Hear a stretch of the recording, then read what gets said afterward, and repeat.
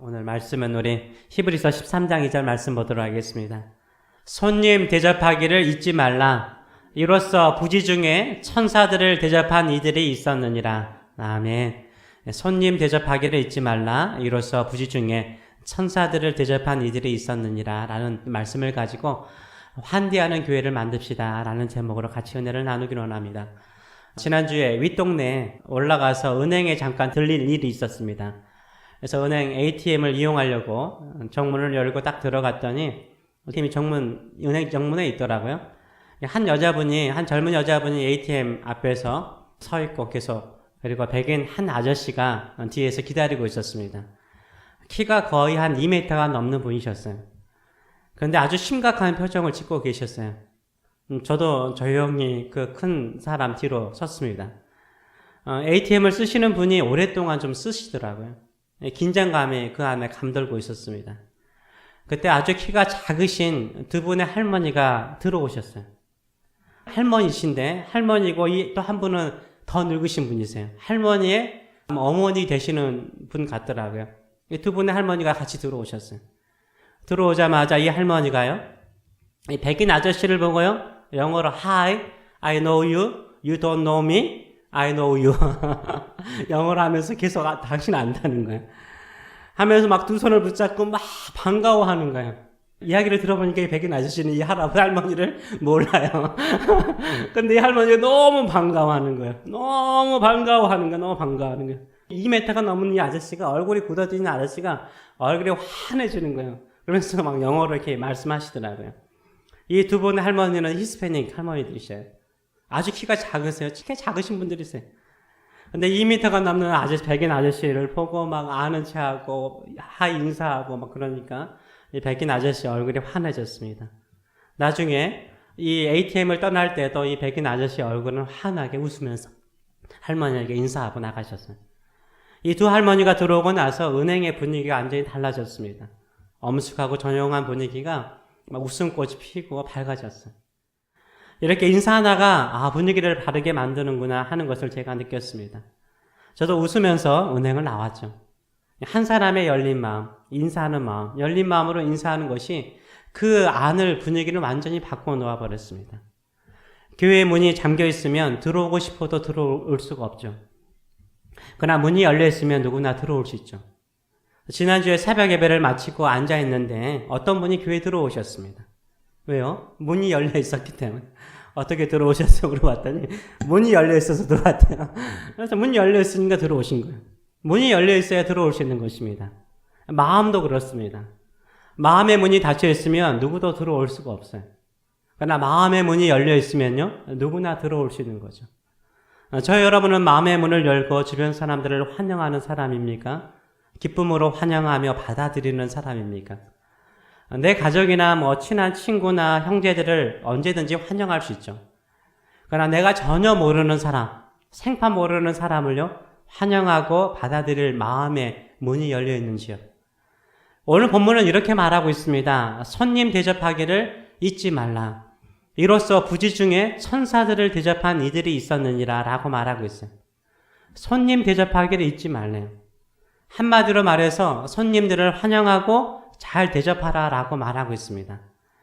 로마서 12장 13절도 이렇게 말하고 있습니다. 손 대접하기를 힘쓰라 라고 말해요. 힘쓰래요. 어떻게 하든지 손님들을 대접하기를 힘쓰라 라고 말하고 있어요.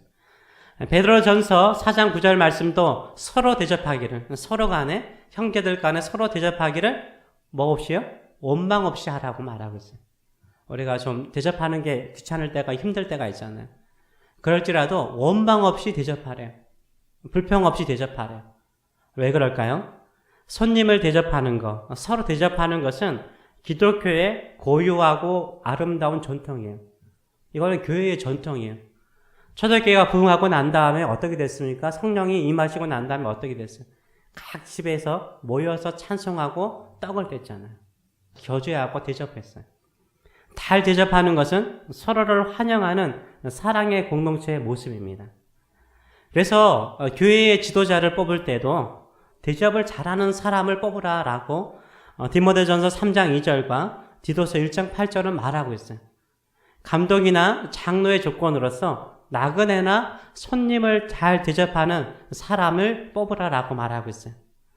한국어 성경에는 대접이라는 단어를 사용하고 있는데 원어적인 의미는 정확하게 말하면 환대입니다. 환영하여서 대접하는 것을 말해요. 영어로는 여러분도 잘 알다시피 hospitality라는 단어를 쓰고 있습니다. hospitality와 비슷한 단어가 있죠. 영어로 뭐가 있어요? hospital.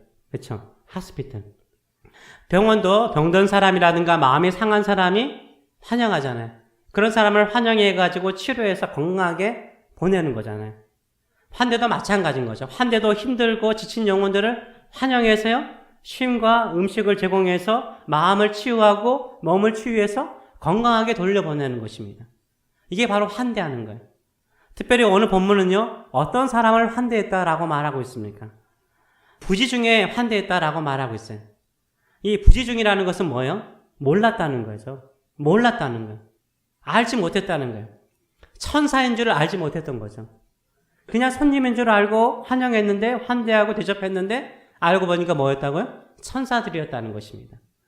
그냥 지나가는 나그네인 줄 알고 아주 생판 모르는 낯선 사람을 그냥 집으로 환영해서 잔치를 베풀고 환대했는데 결국 천사였다라고 말하고 있습니다. 이렇게 부지중에 천사들을 대접한 사람이 있습니다. 아주 유명한 사람입니다. 누구일까요? 믿음의 조상? 아브라함이요, 아브라함. 창세기 18장 1절과 8절의 말씀을 보게 되면 아브라함이 천사를 대접하는 장면들을 보여주고 있습니다. 우리 같이 한번 창세기 18장 1절부터 8절 말씀까지 같이 한번 읽어보겠습니다.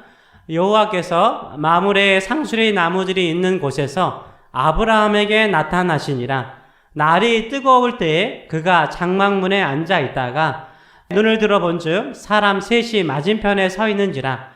그가 그들을 보자 곧 장막문에서 달려나가 영접하며 몸을 땅에 굽혀 이르되 내 주여 내가 주께 은혜를 입었사오면 원하건대 종을 떠나 지나가지 마시옵고 물을 조금 마셔 가져오게 하사 당신들의 발을 씻으시고 나무 아래서 씻소서. 내가 떡을 조금 가져오리니 당신들의 마음을 상쾌하게 하신 후에 지나가소서. 당신들이 종에게 오셨음이니이다. 그들이 이르되 내 말대로 그리하라. 아브라함이 급히 장막으로 가서 사라에게 이르되 속히 고운 가루 세 스아를 가져다가 반죽하여 떡을 만들라 하고 아브라함이 또 가축대에 있는 곳으로 달려가서 기름지고 좋은 송아지를 잡아 하인에게 주니 그뒤 요리한지라. 아브라함이 엉긴 젖과 우유와 하인이 요리한 송아지를 가져다가 그들 앞에서 차려놓고 나무 아래 모셔 섬에 그들이 먹으니라. 아멘. 이 아브라함이 천사들이 사람의 모양으로 왔으니까 사람들이 셋이 있었습니다. 이때 이 시간이 언제였어요? 매우 뜨거운 낮이었다라고 말하고 있습니다. 여러분들 알다시피 중동에서 일해 보신 분들은 다 이 이야기를 하시더라고요. 중동은 낮 시간에 너무 뜨겁잖아요. 그래서 이 낮 시간에는 그늘이나 장막 위에서 잠을 자거나 쉬잖아요. 아브라함도 이 뜨거운 떼약볕에서 뭐 아무것도 할 수 없기 때문에 장막문에 앉아서 쉬고 있었습니다. 이때 사람 셋이 뜨거운 낮에 지나가는 거예요. 지나가는데 아브라함 장막 맞은편에 서 있었습니다. 이때 아브라함이 이 사람들을 어떻게 환대합니까? 첫째요, 달려가서 환대해요. 뜨거운 떼약볕에서 달려가서 환대해요. 두 번째는 그들에게 인사를 하는데 어떻게 인사합니까? 몸을 땅에 굽혀서 인사하고 환영합니다. 세 번째는 발을 씻고 음식을 드시고 가도록 해요. 근데요, 말할 때 어떻게 말해요? 조금만 물을 가져오겠습니다. 조금만 음식을 가져오겠습니다. 이 조금만 말해요. 겸손을 뜻하는 거죠. 네 번째로 어떻게 합니까? 급히 장막으로 가서 사라에게 떡을 만들려고 그러고요. 송아지를 잡기 위해서 어떻게 합니까? 달려가요. 떼약볕에서 달려가요. 달려가서 송아지를 가져오기 위해서 요리합니다. 그리고 상수리 나무 아래에서 이들을 대접하면서 아브라함은 뭐하죠? 같이 앉아있는 것이 아니라 서 있어요. 서서 대접하는 모습을 보여주고 있어요. 이때 아브라함의 나이가 몇 살이죠? 99세예요. 99세. 할아버지죠. 사라의 나이가 몇 살이었을까? 10살 차이였거든요. 89세죠. 이 세 사람의 나그네를 대접하는 시간이 언제였어요? 가장 뜨거운 떼약볕, 가장 뜨거운 시간이었어요. 이 아브라함이 세 사람을 알고 있습니까? 모르고 있습니까? 전혀 몰라요. 그냥 지나가는 나그네요. 이들이 너무나 떼약볕에 지나가기 때문에 대접하고 싶은 것이었어요. 이 세 사람이 천사인 줄 알지 못하는 거예요. 전혀 모르는 거예요. 처음 보는 사람입니다. 그런데 그냥 지나가는 나그네들을 정성껏 대접합니다. 이렇게 정성스럽게 대접하는 아브라함을 보고 이 사람들이 뭐 하죠? 축복하고 싶지 않겠습니까? 축복을 합니다. 이때 세 사람 중에 한 사람이요, 아브라함에게 사라가 어디 있느냐라고 물어요. 신비롭죠? 어떻게 사라의 이름을 알까요? 그쵸? 아브라함이 장막에 있나이다 라고 대답하자 무엇이라고 말합니까? 갑자기 18장 9절을 보게 되면 하나님이 말씀하세요. 10절을 보게 되면 그가 이르되 내년 이맘때에 내가 반드시 내게로 돌아오리니 내 아내 사라에게 아들이 있으리라 하시니 사라가 그 뒤 장막문에서 들었더라 라고 말하고 있어요. 사라를 축복하는 거예요. 음식을 푸짐하게 대접하는 그 정성을 보고 축복하고 싶은 거예요. 축복을 한 거예요. 사라에게 가장 필요한 축복을 하는 거예요. 무슨 축복이죠? 내년 이맘때에 사라가 아들을 낳을 것이라 라고 축복을 해요. 얼마나 기쁜 소식입니까? 아브라함이나 사라가 가장 그렇게 원하는, 그렇게 원하고 기다리는 한 가지 소원이 무엇이었습니까? 아들을 낳는 것 아니었습니까? 사라는 한 번도 아이를 낳아본 적이 없어요. 그런데 이제 아브라함의 나이가 99세고 사라의 나이가 89세인데 여자로서 아이를 가질 수 있는 이 여성의 생리가 끊어진 상태였어요. 그런데 듣기에는 참 좋은 축복이지만 도저히 불가능한 축복이었죠. 그래서 사라가 어떻게 생각합니까? 12절의 말씀을 보게 되면 사라가 속으로 웃고 이르되 내가 노쇠하였고 내 주인도 늙었으니 내게 무슨 즐거움이 있으랴 라고 웃어버려요. 나에게 그런 일이 있을 수 없다라고 웃음으로 넘겨버리는 거예요. 그런 일은 없다라고 웃음으로 넘겨버립니다. 이때 하나님께서 사라에게 무엇이라고 말씀하십니까? 14절을 보게 되면 우리 같이 한번 읽어볼까요? 여호와께 능하지 못한 일이 있겠느냐? 기한이 이를 때 내가 내게로 돌아오리니 사라에게 아들이 있으리라. 아멘. 오히려 하나님께서 말씀하시길 뭐라고 말해요? 하나님께는 능치 못한 일이 없다는 거예요.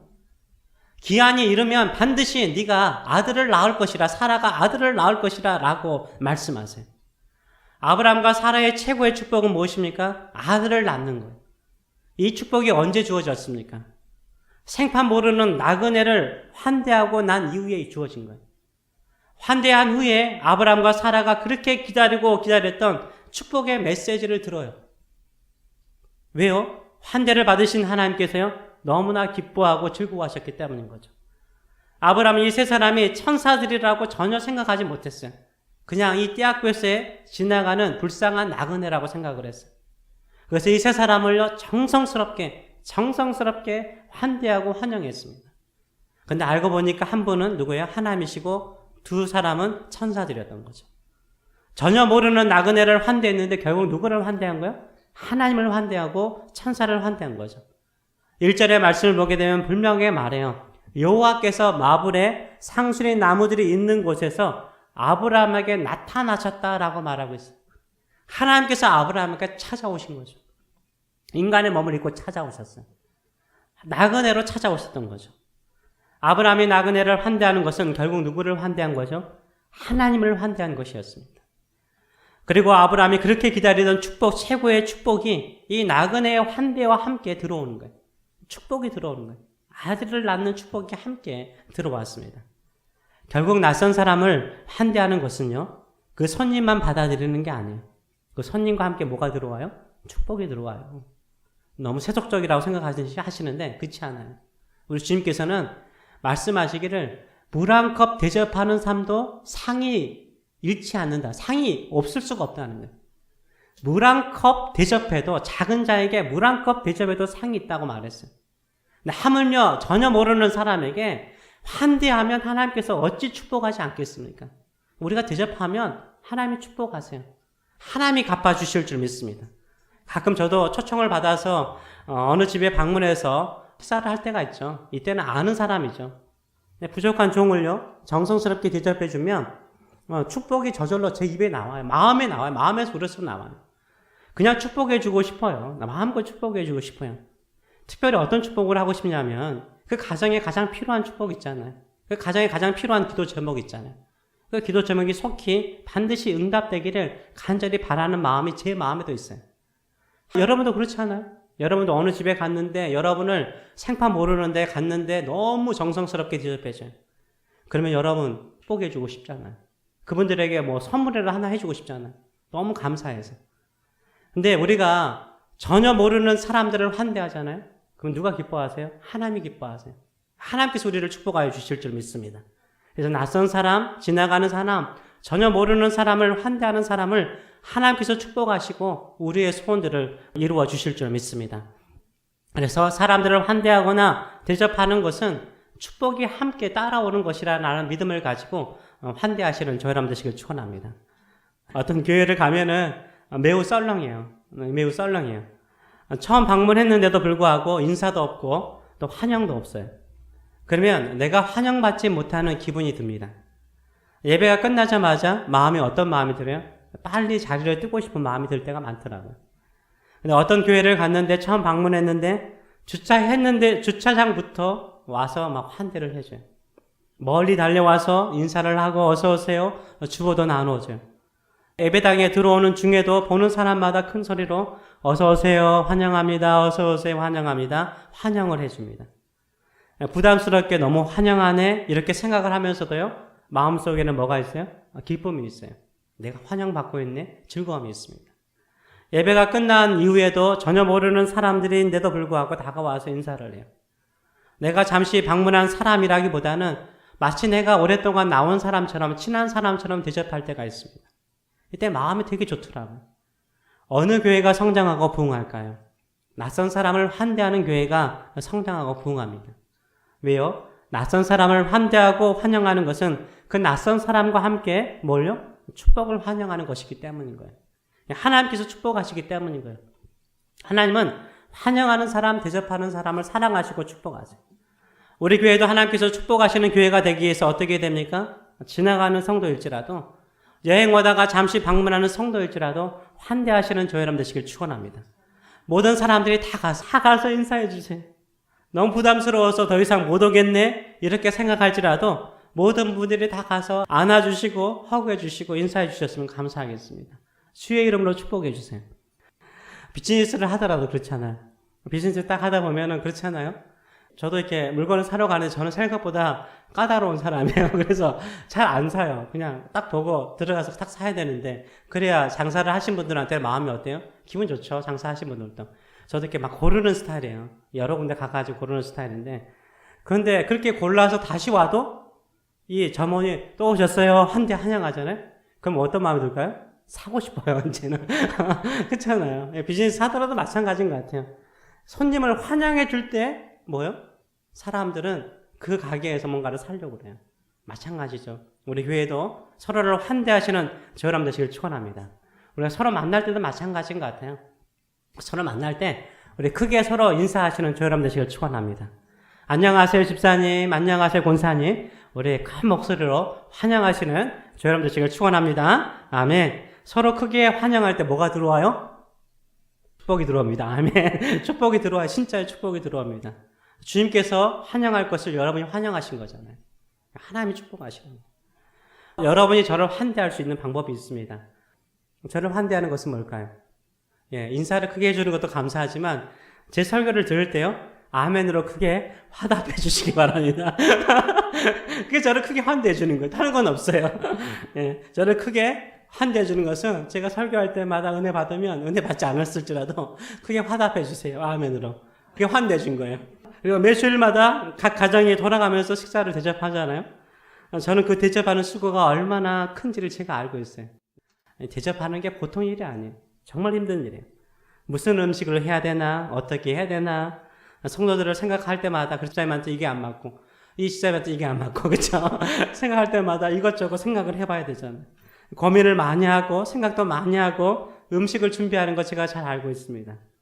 그래서 이 자리를 빌어서 주일 음식으로 수고하신 모든 분들께 진심으로 감사드려요. 진심으로 감사드리고 진심으로 축복합니다. 이렇게 우리를 대접하는 각 가정들을 우리가 어떻게 해야 돼요? 축복해 주세요. 늘 축복해 주세요. 예수의 이름으로 축복해 주세요. 마치 여호와 하나님께서 아브람과 사라를 축복하신 것처럼 하나님 각 가정마다 필요한 것 아시잖아요. 절실히 필요한 것 아시잖아요. 절실하게 기도해 주시는 저 여러분들 되시길 축복합니다. 우리가 서로 축복하며 기도할 때 축복이 임하는 역사가 일어날 줄 믿습니다.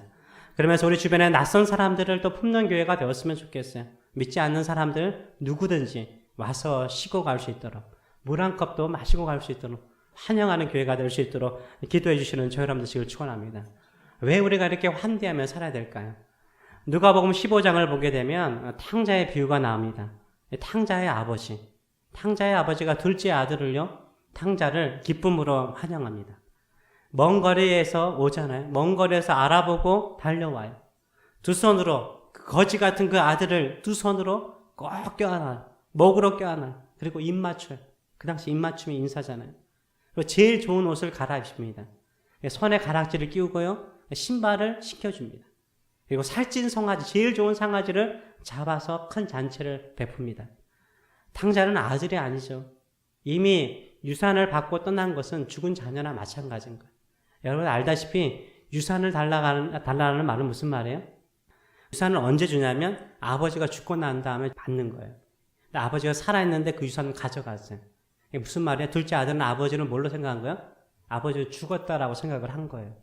무슨 말인지 알겠죠? 아버지는 죽었다라고 생각하고 유산 가지고 딴 나라로 가버린 거예요. 못된 놈이죠. 근데 아버지는 이 아들을 어떻게 해요? 환영하고 안아주고 다시 아들로 인정해 주는 거예요. 이게 아버지의 환대요, 아버지의 환영이었습니다. 그리고 아까 아들을 회복시켜 줍니다. 우리 하나님 아버지는 어떤 하나님이십니까? 우리의 어떤 모습도, 우리의 어떤 모습일지라도 기쁨으로 달려와서 입 맞추시고 예수 그리스도의 의의 옷을 입히시고 잔치하며 환영하시는 하나님이세요. 우리 하나님 아버지께서 우리를 이렇게 영접하시고 환영하시고 기뻐하십니다. 우리가 하나님 아버지의 자녀로서 주변 사람들을 환대하고 방문자를 환영함을 통해서 그들에게도 하나님 아버지의 사랑을 전해주시는 저 여러분 되시길 축원합니다. 내가 누구인데 이렇게까지 나를 환대하나? 내가 누구인데 이렇게까지 나를 환대하나? 지나가는 나그네인데 이렇게까지 환대하나? 어리둥절할 정도로 환영하고 환대하세요. 그러면 그것이 바로 주님을 잘 섬기는 것이고 주께서 우리와 우리 가정과 우리 교회 안에 축복을 주시는 줄 믿습니다. 이런 믿음의 삶을 살아가시는 저 여러분 되시길 축원합니다. 아멘. 기도하겠습니다. 살아계신 하나님 아버지 늘 감사드립니다. 우리 사랑하는 성도들 또 이렇게 모여서 예배드리고 또 주님의 환영의 잔치인 예배 자리에 나와서 주의 사랑을 느끼며 있습니다. 주여, 주님께서는 이 땅을 향하신 주의 사랑과 은혜를 거둔 적이 없으십니다. 믿는 자나 믿지 않는 자에게 동일한 햇빛을 주시고 동일한 비를 내려주셔서 늘 은혜를 베푸셨습니다. 모든 인간을 향한 하나님의 마음이 열려있기 때문에 조건 없이 이유도 없이 은혜와 사랑을 베풀어 주셨습니다. 우리도 받은 사랑, 우리 받은 은혜가 많습니다. 우리의 마음의 문을 열게 하여 주시고 그래서 많은 사람들을 환영하고 또 베푸는 인생 되게 하여 주시옵소서. 우리의 마음의 문이 열리고 기도의 문이 열리고 또 사랑하고자 하고 축복하고자 하는 마음의 문이 열리면 주께서 그 문을 통해서 더 놀라운 축복의 큰 물줄기를 열어주실 줄 믿습니다. 그로 인해서 우리의 인생을 복되게 하실 줄 믿습니다. 우리 안에 풀리지 않는 문제 또한 하나님의 능력과 기적을 통해서 문제도 풀릴 줄 믿습니다. 하나님이 축복하는 가정, 하나님이 축복하시는 세대가 될 줄 믿습니다. 이런 놀라운 은혜가 우리 교회와 가정 안에 임할 수 있도록 축복하여 주시옵소서. 아버지의 마음으로 서로를 환영하고 환대하는 사람 되게 하여 주시옵소서. 이제는 우리에게 한없는 은혜와 사랑을 베푸실 뿐만 아니라 아들의 권세를 가지고 사람들을 축복하도록 우리를 부르신 하나님 아버지의 크신 사랑하심과 우리가 죄인 되었을 때 주님의 온몸으로 찢기시고 피를 흘리심으로 십자가에서 우리를 환영하시고 우리를 구원하신 우리 주 예수 그리스도의 무한하신 은혜와 우리가 축복할 때마다 성령께서 우리의 기도의 소리와 우리의 말의 소리를 들으시고 그 가정을 축복하시는 성령님의 임재하심과 교통하심이 살아가는 가족과 자녀들 그리고 비즈니스 위에 함께 하시기를 축원하옵나이다. 아멘.